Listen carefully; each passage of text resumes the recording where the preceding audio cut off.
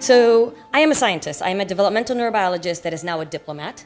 So what I do is science diplomacy. So I care a lot about how the US collaborates with other countries on science, technology, and innovation. The reason I care about this is because science helps us solve problems. And the scientific output of a country or a region is an indicator of how you generate wealth as well.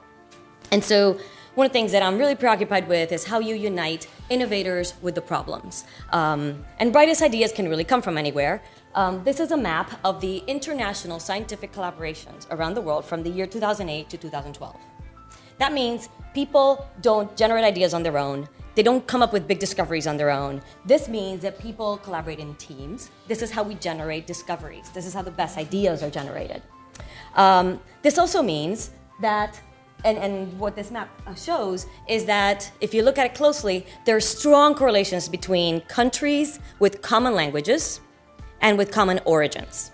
And so what I'm trying to tease out of there, which is the idea I want to talk to you about today, is the idea of using diaspora, specifically science engineering diasporas and technology diasporas. Latin America is under the world average in terms of scientific output. None of the cities in Latin America figure among the 100 top cities in terms of scientific output production. There is something wrong with that. How do you fix that? Latin America is not going to start from scratch and become Europe or the United States in terms of building a complete scientific enterprise in basic science and above from scratch now. It would have too much catching up to do. But there are some things that it can do to use what it does have, which is people and talent sometimes spread out throughout the world. So one of the things that we focus on a lot in my office and at the State Department, and we've been working on for a few years now, is the idea of networks of diasporas in engineering and science and how countries can use them. Scientists and engineers who are anywhere around the world, coming from somewhere else, whether it's they came for a little while or permanently, that have their origins and their roots somewhere else, have vast networks at their universities, in the private sector. They are usually more invested in helping their countries and regions of origin than anybody else, sometimes more than development agencies. They understand the culture, they understand the language. They have opportunities to bring professors, bring students, go on sabbaticals, do exchanges. All of this with an infrastructure that already supports them, all of this at a lesser cost than any development program can actually do sometimes.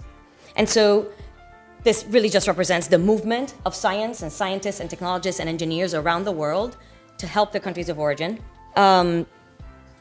The idea that I'm bringing today is how you leapfrog over having to create an entire scientific infrastructure using what you already have. You don't need millions of PhDs. In the US, we have a glut of PhDs, as you've heard. We don't have enough jobs for all the PhDs we produce. What we need are people somewhere in the middle, technologists, programmers, engineers, etc. So who's doing this really well? Who's using their science diasporas really well? The Irish have something called the Wild Geese Society. They have gone as far as to have that group of Irish scientists and engineers around the world inform policy in Ireland, and they are connected to the government directly. That is how well developed the system is. China has the sea turtles. Those are scientists that have left and come back, and the Chinese government provides a lot of incentives for them to come back. But it also has a network and has devised strategies for using them wherever they are. Red de Talentos Mexicanos is an effort of the Mexican government. One of the things they recently did was create a whole slew of positions within the Mexican government for scientists, specifically geared at trying to bring some of this talent back. And the positions were filled so quickly that they were completely overwhelmed. There was a lot of talent already out there that they could do. They had this whole issue with an aging scientific population, and this is how they've started to look at it and solve it with their diaspora. Uruguay is also looking at this, and what they've created is a network called Peregrina, and it also taps into their talent, science, technology, engineering, all over the world, as well as other talent. They're creating a database connecting with them directly. And in the US, there is an alliance called the International Diaspora Engagement Alliance, and it seeks to bring the best practices of science, engineering diasporas, but also other diasporas, and the champions of those to teach other diasporas how they may do their jobs better.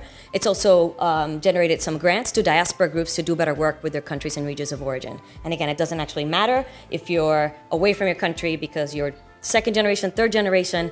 You usually care about your region or country of origin more than anybody else. Thank you.